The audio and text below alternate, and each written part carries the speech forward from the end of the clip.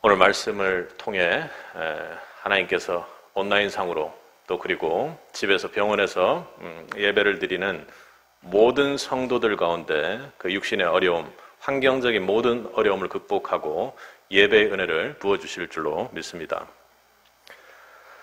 어떤 교회의 집사님이 하나님 앞에 기쁘게 웃었더니 하나님이 기도를 들어주셨다고 간증했습니다. 집사님은 교회 출석을 위해 배우자 기도를 몇 년간 그렇게 하셨는데 몇 년을 기도해도 오히려 배우자의 마음이 더 안 좋아지고 교회에 오기는커녕 교회에 오는 것을 방해했다고 합니다. 더 굳어진 것이죠. 그래서 먼저 사람이 안 오니 집사님이 너무 간절한 마음에, 배우자의 구원이 간절한 마음에 배우자의 신발이라도 가져왔다며 신발과 양말을 예배당에 들고 와서 하나님께 그렇게 기도를 했습니다. 그런데 그렇게 기도를 한참 하다가 눈을 떠서 기도자리 옆에 놓인 구두와 그 양말을 보고 교회에서 기도하다가 웃음이 터져서 예배당에서 한껏 기쁘게 웃으면서 그렇게 기도를 마무리했다고 합니다. 하나님께서는 배우자의 구원을 위한 그 기도를 받으시고 기뻐하셨던가 봅니다. 다음 주에 갑자기 배우자분이 교회에 출석하기로 했다고 그렇게 얘기를 해서 그래서 하나님 앞에 그 집사님이 기뻐 웃으면서 기도했더니 응답해 주셨다고 구원의 기쁨을 그렇게 함께 누렸습니다. 여러분, 기독교는 구원의 종교입니다. 그것이 신앙의 핵심이며 모든 것이라고 해도 과언이 아닙니다. 그러기에 성도의 가장 큰 기쁨은 구원의 기쁨입니다. 하나님이 한 영혼이 구원되는 바를 가장 기뻐하시기 때문입니다. 오늘 누가복음 15장을 보면 앞선 세 가지 비유가 나오는데 이 비유들은 공통적으로 잃어버린 영혼의 회복이라는 주제를 가지고 있습니다. 그리고 더하면 부제로 거기에 오는 큰 기쁨을 누리라 이렇게 이해할 수 있습니다. 앞서 한 여인이 10개의 드라크마 중 하나를 잃어버렸다. 그것을 찾아내고는 친구들과 함께 기뻐합니다. 그러니까 잃어버린 드라크마를 찾아 회복해서 그것을 기뻐하는 내용이죠. 또 100마리의 양을 기르던 목자가 한 마리를 잃어버리고 난 다음 기어이 끝끝내 잃은 양을 찾아내고는 이웃과 함께 즐거워합니다. 또 아버지를 떠나 허랑방탕하던 둘째 아들이 자신의 잘못을 깨닫고 아버지의 품으로 돌아왔을 때 아버지는 너무 기쁜 나머지 송아지를 잡아 잔치를 베풀고 크게 즐거워합니다. 잃어버린 자를 찾아 구원하는 것, 그리고 그 구원을 기뻐하는 것, 그래서 하나님 앞에 기쁨으로 감사하며 살아가는 것이 기독교 신앙의 핵심이고 복음이고 그 핵심으로 살고 있는지를 오늘 본문은 우리에게 묻고 있는 것입니다. 오늘 본문은 우리가 잘 아는 돌아온 탕자 비유의 마지막에 붙어 있는 말씀입니다. 아버지에게는 두 아들이 있었습니다. 어느 날 둘째 아들이 자신에게 물려줄 재산을 미리 나누어 달라고 요구합니다. 아버지가 일찍 죽으라는 이야기죠. 세상적으로 보면 계산해 보면 말 그대로 죽일 놈입니다. 그런데 아버지는 어땠습니까? 그 죽일 놈 둘째 아들에게 그대로 그 말을 들어줍니다. 둘째 아들은 아버지가 준 재산을 챙겨서 걸음도 가볍게 즉시 먼 나라로 떠나버립니다. 크게 성공하고야 말 거야. 그런 헛된 꿈을 가지고 떠난 것입니다. 그러나 먼 나라에서 허랑방탕하게 살다가 그는 모든 재산을 날려버립니다. 형편없는 거지의 모습이 되어버린 거죠. 그는 그렇게 정말 거지처럼 먹지도 못하고 살고 있는 때에 아버지 집에는 품꾼들도 배불리 먹었던 것을 기억합니다. 거긴 참 좋았는데 내가 생각해보면 거기가 따뜻했는데 하는 향수가 생겼던 것입니다. 면목이 없지만 혹 갔을 때 아버지에게 두들겨 맞고 쫓겨날지 모른다라고 생각을 했습니다. 그럼에도 그 둘째 아들은 집으로 돌아갑니다. 참으로 둘째 아들이 누가복음 15장에서 한 선택 중 가장 잘한 선택이고 칭찬받을 선택입니다. 거기에는 놀랍게도 아버지와 기쁨의 축복이 있었습니다. 가보니 아버지는 매일 둘째 아들이 돌아오기를 눈물로 기다리고 계셨습니다. 멀리서 아들이 오는 것을 본 아버지는 아들을 알아보고 달려가 아들을 안습니다. 멈칫했던 그 아들의 마음은 불필요한 일들이었습니다. 그리고는 아버지는 좋은 옷과 신발 그리고 가락지마저 끼워줍니다. 거지였던 탕자가 드디어 아들이 되었습니다. 아버지께서 묻지도 따지지도 않고 아들의 신분을 회복시켜 준 것이었습니다. 아버지는 기뻤습니다. 즐거웠습니다. 어떻게 할 바를 몰랐습니다. 돌아온 그 아들을 향한 기쁨, 이것은 나누지 않으면 견디지 못할 만큼 아버지에게는 기뻤던 것입니다. 그래서 아버지는 살진 송아지를 잡아 잔치를 합니다. 아들이 죽었다가 다시 살아났다. 내가 잃었던 아들을 다시 얻었다 하며 기뻐하는 것입니다. 돌아온, 그리고 오늘 이 예배의 자리에 한 주간 어려움 속에서 살다가 돌아온 여러분을 하나님이 매우 기뻐하십니다. 오늘 말씀을 통해 이 시대 기쁨을 잃은, 구원의 감격, 그 축복을 잃은 우리 모두에게 즐거움과 기쁨이 회복되기를 오늘 하나님께서 축복하십니다. 본문에는 여러분 돌아온 둘째 아들 소위 탕자만 있었던 것이 아니었습니다. 오늘 본문은 이 즐거움의 순간, 기쁨의 순간에 기뻐하지 못하고 오히려 화를 내며 분노하는 한 사람의 모습을 우리에게 보여줍니다. 바로 맏아들입니다. 맏아들은 기쁘지가 않았습니다. 그는 집을 나간 동생이 돌아온 사실에 오히려 분을 내고 말았습니다. 맏아들은 삶 자체가 둘째 아들과는 달랐지요. 그는 동생처럼 아버지의 재산을 미리 나누어 달라고 하지 않았습니다. 사실 그게 정상이죠. 물론 그의 마음속에 어떤 마음이 있는지는 알 수 없었지만 그는 스스로 아버지를 거스르는 삶을 살지 않았던 것입니다. 그리고 그는 열심으로 일했습니다. 동생이 돌아와 많은 사람들이 잔치를 펼치고 있을 때 오늘 본문 25절 상반절에서 말하는 것처럼 맏아들은 밭에서 일을 하고 있었습니다. 그때 돌아오는 길이었죠. 맏아들은 이렇게 아버지 곁에 있으면서 농사로 아버지 집에 있는 일들을 하면서 열심으로 하면서 그렇게 섬겼습니다. 맏아들은 정말로 전형적인 효자 맏아들의 모습이지요. 자신의 책임을 다했으며 그것도 성심과 최선을 다해 한 것입니다. 그 또한 참으로 귀합니다. 맏아들이 밭에서 집으로 돌아오며 보니 그런데 웬걸 집에서 풍류와 춤추는 소리가 들립니다. 그래서 맏아들이 종에게 무슨 일인가 하고 이렇게 물었습니다. 아니 왜 이렇게 잔치 소리가 나는가? 주인님, 동생분이 돌아오셨습니다 하고 종이 이렇게 이야기를 했겠죠. 그런데 지금 맏아들은 그러니까 왜 풍악이 울리냐고 하고 다시 묻습니다. 아니 동생이 왔는데, 동생이 돌아왔는데 이 풍악이 울릴 일이 없지 않느냐 하고 왜 하고 그 시제를 따져보면 그렇게 묻고 있는 것입니다. 이런 잔치를 치른 분이 아버지인 게 분명한데 이래저래 머릿속에 생각하는 것들을 떠올려 보니 화가 치밀어 올랐습니다. 잔치하는, 기뻐하는 아버지의 마음을 맏아들은 도저히 이해할 길이 없었습니다. 그래서 기쁨의 잔치에 참여하지 못했습니다. 참여하지 않겠다고 그렇게 목리를 부렸습니다. 여러분, 동생이 돌아왔다면 아무리 기분이 안 좋고 화가 치밀어 오르고 동생이 밉다 하더라도 정말인가? 그래도 잘 됐네. 살아 있었다니 그나마 다행이다 하는 것, 그 정도까지는 기대해야 하는 것이 아닙니까? 그게 정상이 아닙니까?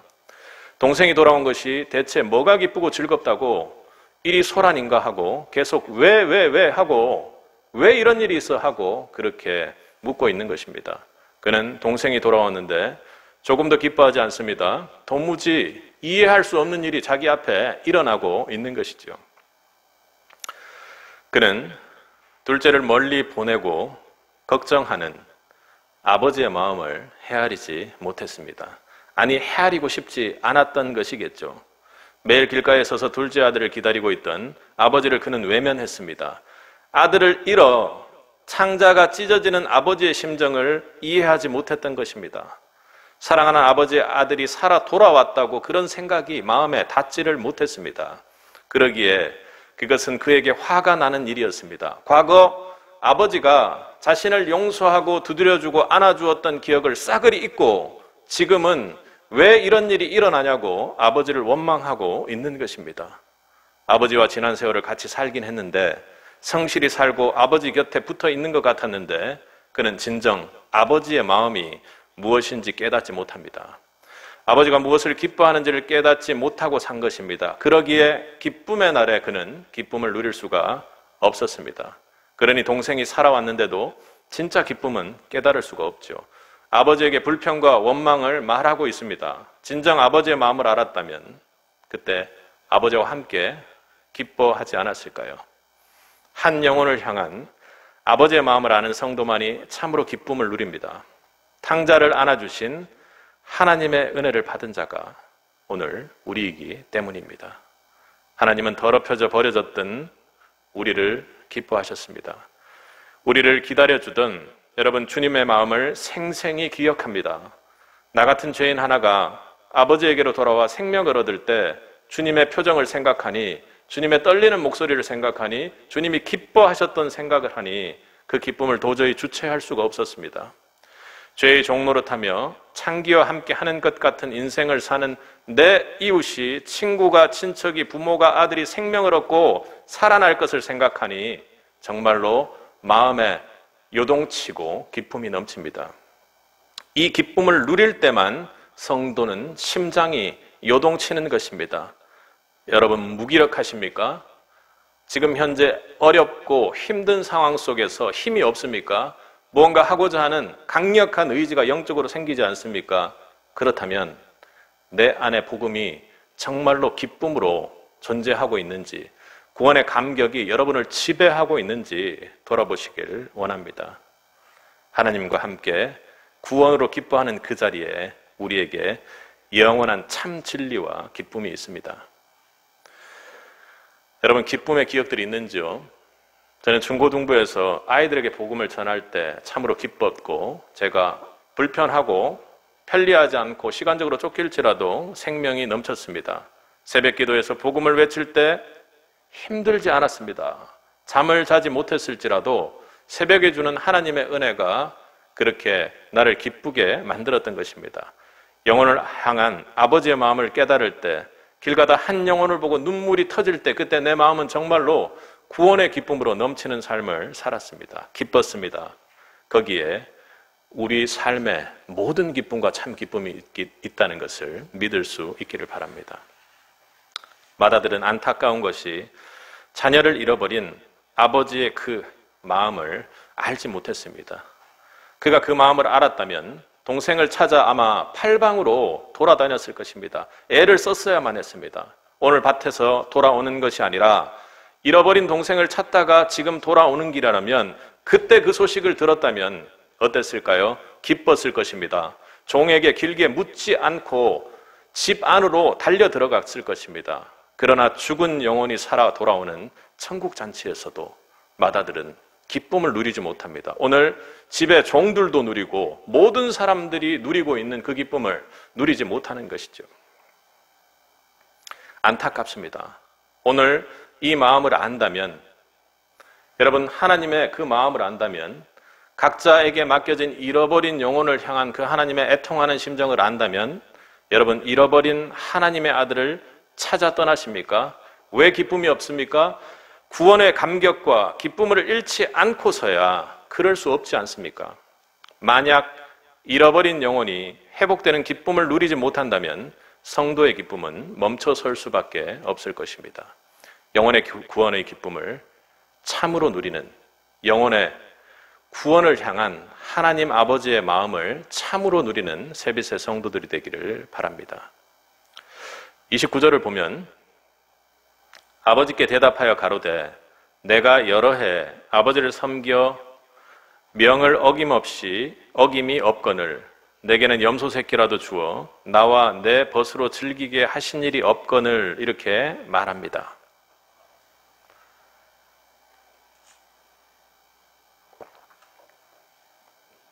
그러니까 아버지, 제가 그리 열심히 일했는데 염소 새끼 한 마리 없더니 대체 살진 송아지로 이 아이를 위해서, 이 애를 위해서, 저런 말도 안 되는 애를 위해서 잔치를 하다니 대체 이 계산이 공평합니까? 하고 그렇게 외치는 것입니다. 열심히 일했지만 그에 합당한 대우를 받지 못했다고 말합니다. 그는 수없이 되뇌어보고 생각해봅니다. 아무리 따져보아도 동생에게 살진 송아지와 잔치라니 이해할 수 없는 아버지의 모습입니다. 저도 고3 때 시험을 치고 아무 말 없이 일주일 동안 집을 나선 적이 있습니다. 그래서 사람들이 매우 걱정을 했겠죠. 그런데 어쨌든 그 마지막 날에 돌아왔을 때 아버지 어머니께서 아무런 얘기도 안 하고 고깃집으로 저를 데리고 갔던 기억이 납니다. 도저히 아버지의 계산은 돌아가질 않습니다. 야단을 들어도 시원찮을 판에 평소에도 먹지 않던 한우집으로 가서 고기를 구워주는 아버지의 모습에 정말로 아버지의 계산 방식, 아버지의 나를 바라보는 평가의 방식은 도저히 이해하기 힘든 부분이 있습니다. 형의 평가 방식은 지극히 아버지와는 달리 논리적입니다. 지극히 세상적입니다. 그래서 우리가 보기에는 참으로 이해가 잘 갑니다. 자신은 아버지의 말씀에 순종했지만 동생은 순종하지 않았다는 것 아닙니까? 자신은 열심히 일했지만 동생은 허랑방탕하게 살았습니다. 결국 자신은 의롭고 동생은 불의합니다. 그러기에 그 동생의 집에 발을 들여서는 안 됩니다. 오히려 동생은 죽어 마땅합니다. 소란스러운 잔치는 도저히 계산이 나오지 않습니다. 그래서 그 계산 나오지 않는 잔치에 절대로 기뻐할 수가 없는 것이죠. 의로운 자신에게 염소가 없었으므로 동생에게 송아지를 잡는다라는 것은 있을 수 없는 일입니다. 형에게 동생은 아버지의 살림을 30절에서 말하는 것처럼 동생이 아버지의 살림을 창기와 함께 다 먹어버린 이 아들이라고 말합니다. 남처럼 이야기할 정도로 분이 나고 미울 정도입니다. 그런데 거기에는 조금의 사랑도 없습니다. 논리적이고 맞고 옳지만 거기에는 예수가 없다라는 것입니다. 자비도 기대할 수 없습니다. 동생의 잘못을 비판합니다. 정죄합니다. 사람 취급도 안 합니다. 잔치할 일이 아니라고 합니다. 그에게는 저주, 시기, 질투, 미움, 분노가 가득 차 있습니다. 이 땅의 계산으로 있을 수 없는 일이 일어나기에 억울하고 기쁨이 없습니다. 여러분, 그러나 아버지가 동생을 평가하는 방식은 달랐습니다. 20절을 한번 보면 둘째 아들이 돌아올 때 아버지는 어떻게 합니까? 먼저 달려가서 안을 사람이 그 둘째 아들입니다. 입을 맞추고픈 사랑의 대상이 둘째 아들입니다. 오는 것만으로도 감사합니다. 그를 최고로 대해야 합니다. 옷과 가락지와 신발을 채웁니다. 그리고 이 아들을 위해서는 음악이 필요합니다. 거기에서 멈추지 않았습니다. 아버지가 목 놓아 기뻐 외칩니다. 24절의 종들에게도 주변의 사람들에게도 32절에 분을 토하는 마다들에게도 누구에게도 죽었던 아들이 살아났다. 죽었던 아들이 살았다. 잃었다가 다시 얻은 아들이다 하고 외치며 기뻐할 줄 모릅니다. 우리 모두가 주님을 영접하던 그 자리에 하늘 아버지가 기쁨을 이기지 못해 목 놓아 외친 줄 여러분 믿을 수 있기를 바랍니다. 그 음성을 기억할 수 있기를 바랍니다. 그래야 여러분 삶에 기쁨이 끊이지 않고 넘칠 수 있는 것입니다. 오늘 본문을 보면 염소 새끼와 살진 송아지를 비교하며 아버지를 원망하는 맏아들에게 아버지가 뭐라고 하십니까?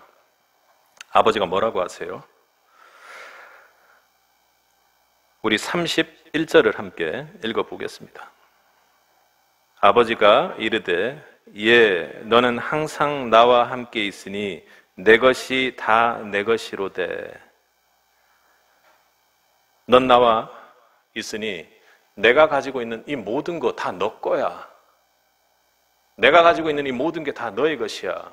이렇게 말씀하십니다. 참으로 아버지의 계산 방식은 달랐습니다. 넌 나와 있으니 나의 모든 것이 다 너의 것이다. 참 좋은 말씀이지만 그것이 맏아들에게는 느껴지질 않고 들려지질 않았습니다. 아버지가 이렇게 말할 때 맏아들을 향한 아버지의 아픔이 느껴집니다. 이건 다 네 건데 대체 지금 무슨 소리를 하는 건가? 아버지는 답답합니다. 안타깝습니다. 아픕니다. 아버지의 마음을 모르는 아들을 향한 아픔의 고백을 하고 있는 것입니다. 같이 있으면서도 잃은 것 같은 이 자식을 어떻게 할까 하고 그렇게 아버지가 이야기하는 것이죠. 내야 너는 항상 나하고 같이 있으니 내 것이 다 네 것인데 지금 무슨 이야기를 하느냐 하고 말입니다. 마태형은 아버지와 함께 같이 살고 있었지만 실제로 함께 거하지 못했습니다. 형은 자신의 행함으로 자신의 권리를 찾기에 바빴습니다.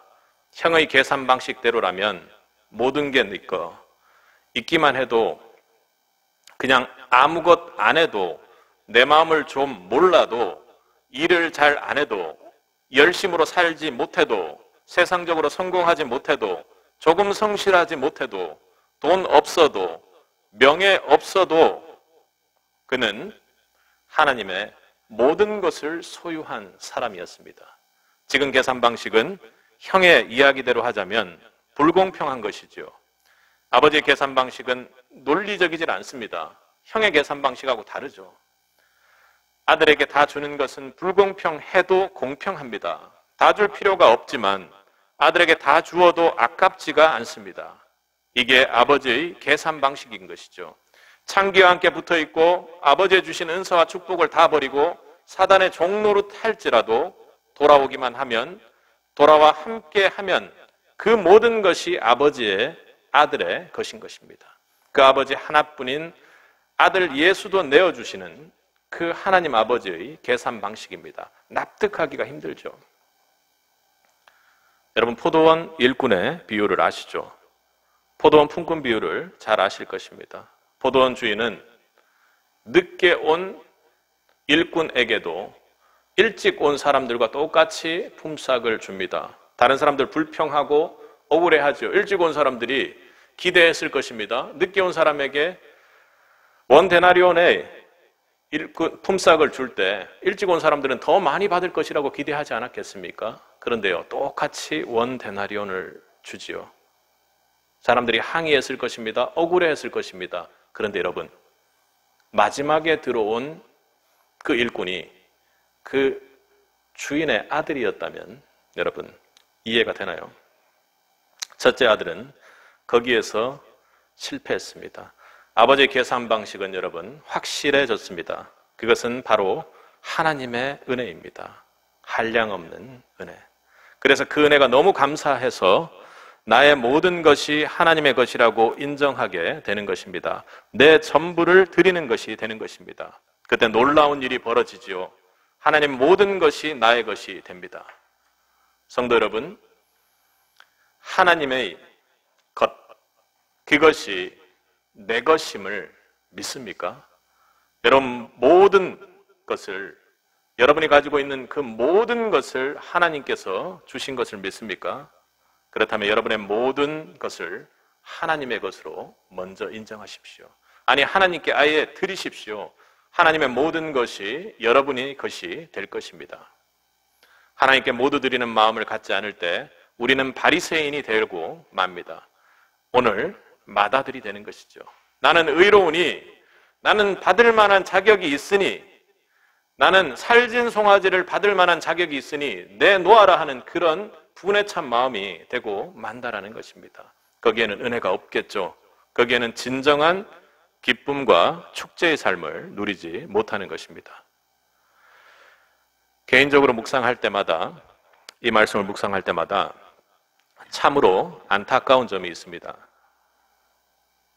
마지가 내 것이 다 네 거야 하는 그 아버지의 말씀을 믿지 않았다라는 생각이 듭니다.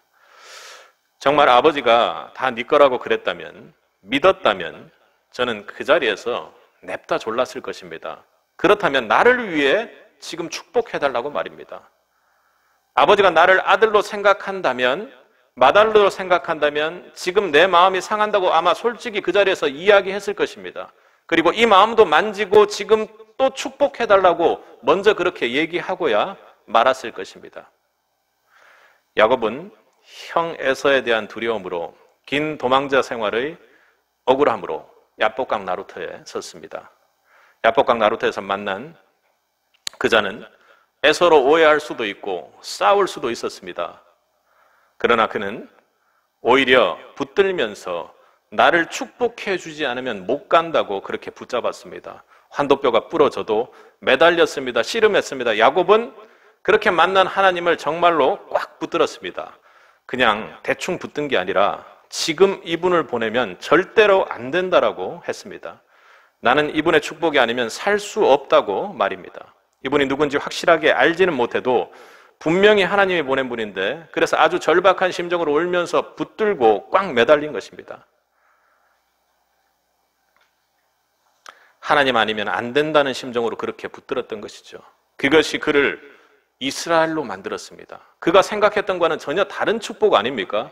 그것과는 전혀 다른 하나님의 축복, 하나님이 가지고 있는 그 모든 것이 내 것이 되는 그 축복을 누렸던 것입니다. 그가 축복을 구했다라는 것은 간절한 기도를 의미합니다. 오늘 말씀 어디에도 마지가 그 안으로 들어갔다라는 말은 없죠. 그랬다면, 만약 안 들어갔다면 28절에 말하는 것처럼 아버지가 문 앞으로 아들에게 나왔을 때 그렇게 바보처럼 원망하지 않았을 것입니다. 아버지를 비꼬지 않았을 것입니다. 아버지를 붙잡았을 것입니다. 나로 당장 축복해달라고 기도했을 것이고 축복하지 않으면 놓치지 않겠다고 말입니다. 아버지 들어가지 말고 여기서 저를 축복해달라고 그렇게 매달렸을 것입니다. 그랬다면 아버지가 어떻게 했을까요?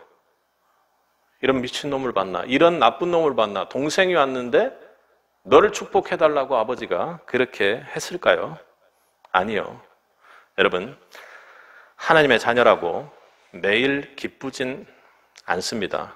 하나님의 자녀에게 구원의 감격이 사라진 것 같은 때가 있죠. 여러분 성도가 살면서 구원의 감격이 사라져 삶의 기쁨이 요원한 일처럼 느껴질 때가 있습니다. 이러한 영적 기쁨의 소멸은, 어려움은 우리의 삶의 행복을, 기쁨을 위협합니다. 성령을 고갈시킵니다. 심지어 분노하게 합니다. 오늘 마다들처럼 견딜 수 없게 하는 것이죠. 하나님과 함께 있어도, 그리고 교회에 다녀도 말입니다. 그러나 여러분, 정말 근본적인 문제인 것은 오늘 마디처럼 노하는 것에 있는 것이 아닙니다. 이렇게 구원의 감격, 기쁨이 사라질 때, 내가 축복받지 못할 때 그냥 태연히 가만히 있는 것입니다. 그것이 정말 진짜로 영적으로 기쁨을 잃은 성도들에게 문제인 것입니다. 내 삶이 왜 기쁨이 없는가 원망하고 분노하며 가만히 있을 것이 아닙니다.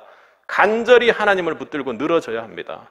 지금 하나님의 기쁨, 축복 주셔야만, 그렇지 않으면 나는 안 된다는 절박함이 지금 없는 것 아닙니까?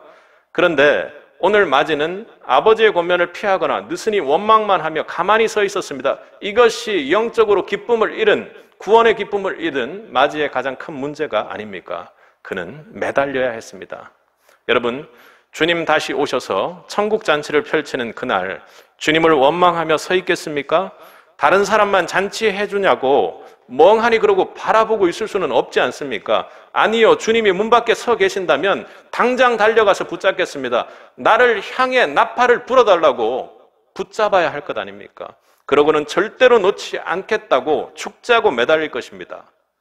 절대로 놓치지 않겠다고 아예 아버지 옷을 제게 묶었을 것입니다. 제가 경찰로 있었다면 수갑을 꺼내서라도 아버지에게 채울 그런 간절함과 절실함이 우리를 구원의 기쁨으로 이끌어가는 것입니다. 놓칠 수 없습니다. 놓을 수 없습니다. 성도라면 말입니다. 가자 하는데 멍하니 있을 수 없는 잔치라는 것이죠. 만약 마지가 그랬다면 오늘 아버지께 나를 넣어 더 큰 잔치를 베풀어 주옵소서, 나와 함께 더 큰 잔치를 베풀어 주옵소서, 내가 들어가니 오늘 살진 송아리를 한 마리 더 잡아서 더욱더 큰 축복 내려달라고 그렇게 간절히 매달렸다면 아버지가 뭐라고 했을까요? 여러분, 항상 기뻐하라, 쉬지 말고 기도하라, 범사에 감사하라. 구원의 기쁨과 감격이 사라진 삶의 슬픔과 우울감, 열등감, 좌절감 가운데서 하나님을 간절히 붙드는 사람들에게 놀라운 기쁨이 회복됨을 믿을 수 있기를 바랍니다. 그렇게 붙잡고 늘어져 주 안에 하나님이 기뻐하는 그 마음을 받을 수 있기 바랍니다. 하나님 아버지의 마음을 깨닫는 성도는 기쁩니다. 존귀하게 우리를 대하시는 하나님의 방식에 말로 할 수 없는 기쁨을 누리는 것입니다. 형처럼 대하는 것이 아니라 하나님처럼 대할 때 말입니다. 십자가는 성도가 기쁘지 않고 견디지 못하게 하는 힘이 있습니다. 십자가 안에 담긴 하나님의 계산 방식에 기쁨을 견디질 못합니다. 십자가에 내가 별거 아닌 나를 드렸더니 자신의 전부를 생명의 보혈까지 쏟아내신 그분이 거기에 계시기 때문입니다. 십자가에 구원의 기쁨이 있습니다. 여러분이 매달리는 십자가에서 기쁨의 하나님을 올 한 해 매일 만날 수 있기를 바랍니다. 놀랍게도 항상 기뻐하는 성도의 삶을 하나님께서 우리에게 주실 것입니다. 선물하실 것입니다. 항상 기뻐하고 쉬지 말고 주님 앞에 매달리십시오. 그렇다면 범사에 기쁨이 넘치는 그 일을 하나님께서 올 한 해 선물로 주실 것입니다. 하나님이 주시는 구원의 기쁨과 감격이 영영이 세빛에게 임하길 간절히 축원합니다. 함께 기도하겠습니다.